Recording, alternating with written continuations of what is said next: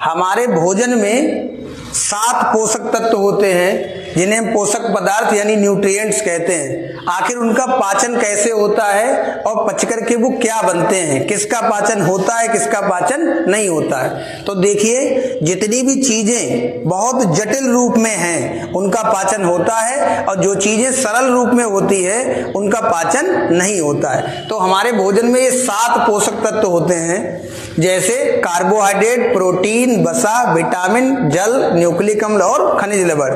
तो बेटा विटामिन, जल, न्यूक्लिक अम्ल और खनिज लवण ये बहुत सरल रूप में होते हैं, ये सरल संरचना वाले अणु हैं, इसीलिए इनका पाचन नहीं होता है। ये तीनों बहुत जटिल रूप में हैं, इसीलिए शरीर इनको तब तक ग्रहण नहीं करेगा जब तक ये अपने सरलतम रूप में ना बदल जाए। इस प्रक्रिया को हम लोग पाचन कहते हैं। पाचन के लिए एंजाइम का बहुत बड़ा महत्व होता है।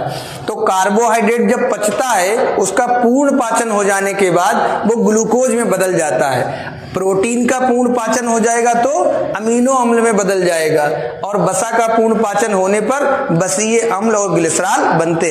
तो इन 3 चीजों का ही पाचन होता है, इन 4 चीजों का पाचन नहीं होता है। कोई आपसे पूछे बताइए विटामिन का पाचन होता है, विटामिन पच करके क्या बनाती है, कौन सा एंजाइम विटामिन को पचाता है, तो आपका आंसर होगा कि विटामिन का पाचन होता ही नहीं है। तो जब पाचन नहीं होता है तो कोई बात ही नहीं हुई, ना कोई एंजाइम होगा, ना कोई है ना क्रिया होगी, ना कोई अणु बनेगा। ठीक है।